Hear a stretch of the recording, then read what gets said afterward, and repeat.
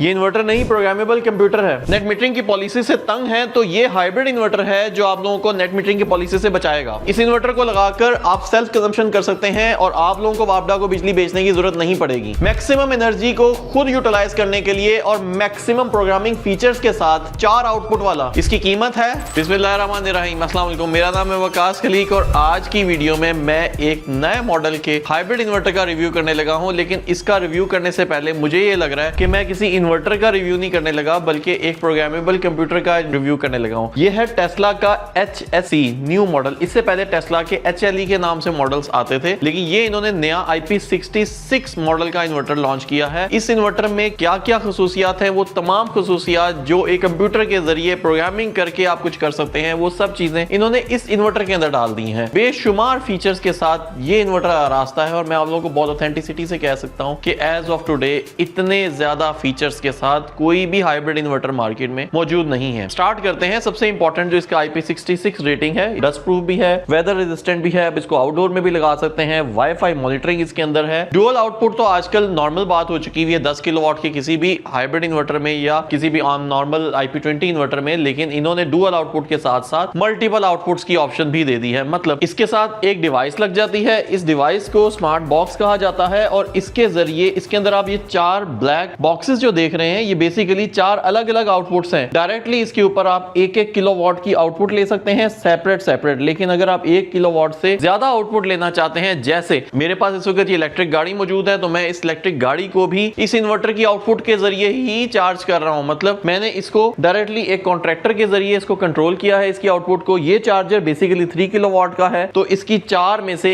एक आउटपुट जो है इस वक्त इस गाड़ी को चार्ज कर रही है। मैं अपनी मर्जी से चाहूं तो जब सोलर की आउटपुट ज्यादा हो तो मैं उस वक्त अपनी गाड़ी की चार्जिंग को ऑन कर सकता हूं। अगर चाहूं कि पीक टाइम में गाड़ी की चार्जिंग ना हो तो मैं ये भी कर सकता हूं। ये सारे फीचर्स सिर्फ इस इन्वर्टर के जरिए ही पॉसिबल हैं। इस तरह के कुछ एक फीचर्स हुआवे के स्मार्ट बॉक्स के अंदर भी आते हैं, लेकिन हुआवे के स्मार्ट बॉक्स के अंदर आपको उसकी अपनी कंपैटिबल बैटरी ही लगानी पड़ती है और कुछ लिमिटेशंस हैं उसके अंदर भी। लेकिन इसके अंदर ऐसी लिमिटेशंस नहीं है। ये इन्वर्टर यूनिवर्सली और बहुत सारी बैटरीज के साथ कंपैटिबल है, क्योंकि इसके साथ तकरीबन 20 कंपनीज की जो बैटरीज की कंपैटिबिलिटी ऑलरेडी मौजूद है और आगे फ्यूचर में किसी को चाहिए हो तो टेस्ला वाले इसकी अपनी कंपैटिबिलिटी इंश्योर भी करवा के दे सकते हैं। इस वक्त मैंने इसके साथ 10 किलोवाट का एक बैटरी बैंक लगाया हुआ है। ये इन्वर्टर सेल्फ कंजम्पशन के ऊपर बहुत ज्यादा फोकस कर रहा है, क्योंकि आजकल जिस तरह से नेपरा के रूल्स चेंज हो रहे हैं और वापडा वाले इस वक्त बिजली आपकी अपने पास लेने के लिए इतना उसको इंकरेज नहीं कर रहे, तो आप अपनी एनर्जी को खुद कंज्यूम कर सकते हैं। इसकी आउटपुट अगर आप मेन मीटर के साथ आने वाली जो सीटीज है, ये जो सीटीज करंट ट्रांसफार्मर्स भी इनको कहा जाता है, ये सीटी को अगर आप इसकी मेन के साथ लगा देते हैं, अपने मीटर की मेंस के साथ लगा देते हैं, तो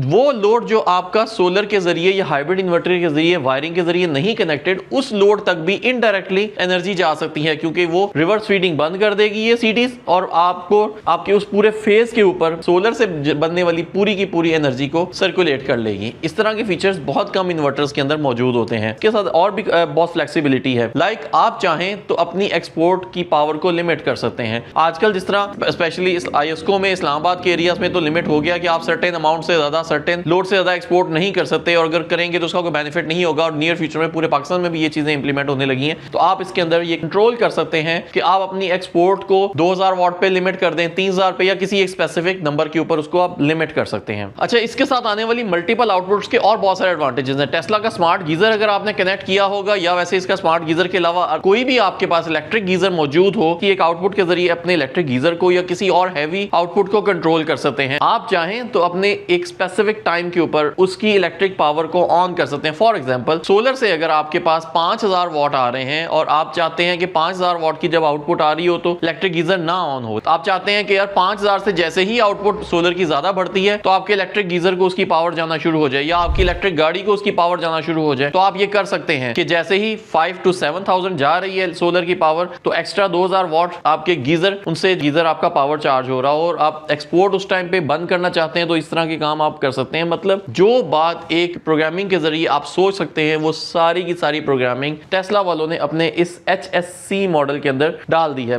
बहुत सारी प्रोग्रामिंग इस इन्वर्टर की स्क्रीन के जरिए हो जाती है। इसके अलावा इसकी मोबाइल एप्लीकेशन भी आती है जिसके ऊपर आप अपने सारे डेटा को रिमोटली चेक कर सकते हैं। टेस्ला वाले इसको अपने पास अपने नॉक सेंटर में भी चेक कर रहे होते हैं, लेकिन इसके साथ साथ कस्टमर अपने पास दुनिया में किसी भी जगह बैठे इन तमाम चीजों को देख सकता है, कंट्रोल कर सकता है। ये सिर्फ एक इन्वर्टर नहीं है, मेरा ये ख्याल है कि इसको हमें स्मार्ट सोलर इन्वर्टर कहना चाहिए, क्योंकि इसमें स्मार्ट प्रोग्रामिंग भी की है और हाइब्रिड के अंदर इतने फीचर्स वाला इन्वर्टर मैं आपको फिर ऑथेंटिसिटी से कह सकता हूं कि मैंने अभी तक नहीं देखा। जैसा मैंने आप लोगों को बताया कि नेट मीटरिंग की पॉलिसीज बहुत टाइट हो रही हैं दिन ब दिन, तो ये एक ऐसा इन्वर्टर है और ये स्पेसिफिकली एक ऐसी कंपनी है जो इस पे वर्किंग कर रही है कि फ्यूचर में अगर नेट मीटरिंग बंद हो जाती है या उसकी पॉलिसीज टाइट हो जाती हैं तो सेल्फ कंजम्पशन, आप जो कस्टमर अपने पास अपनी बिजली को खुद इस्तेमाल कर सकता है, उसकी मैक्सिमम यूटिलाइजेशन ये करवा सकती है। प्लस बैटरी को आप किसी स्पेसिफिक टाइम पे ऑन करना चाहते हैं, उसकी बैटरी की चार्जिंग को किसी स्पेसिफिक टाइम पे चार्ज करना चाहते हैं, डिस्चार्ज करना चाहते हैं, तो ये भी अलाउ करता है। तो वो तमाम चीजें जो एक प्रोग्रामेबल इन्वर्टर के अंदर होनी चाहिए वो सब चीजें इसके अंदर मौजूद हैं। टेम्परेचर एक बहुत इंपॉर्टेंट फैक्टर है पाकिस्तान में। हायर टेम्परेचर्स के ऊपर अक्सर 40 से ऊपर जो इन्वर्टर्स जाते हैं तो उनकी परफॉर्मेंस आउटपुट खराब हो जाती है, लेकिन ये इन्वर्टर 60 डिग्री सेल्सियस तक काम करने के लिए बना हुआ है। पाकिस्तान जैसे ऐसा मुल्क जहां पे मेजॉरिटी इलाके गर्म होते हैं, तो गर्म इलाकों में परफॉर्म करने के लिए इन्वर्टर बहुत सूटेबल है, तो 60 डिग्री तक भी इसकी परफॉर्मेंस खराब नहीं होती। टेस्ला अपनी R&D के ऊपर बहुत वर्किंग करता है, पाकिस्तान में सबसे पुरानी तरीन सोलर कंपनीज में से है और पाकिस्तान में इनकी लोकल R&D टीम मौजूद है। मैं खुद इस कंपनी को बहुत सालों से जानता हूं। टेस्ला के जो CEO है आमिर साहब बहुत ही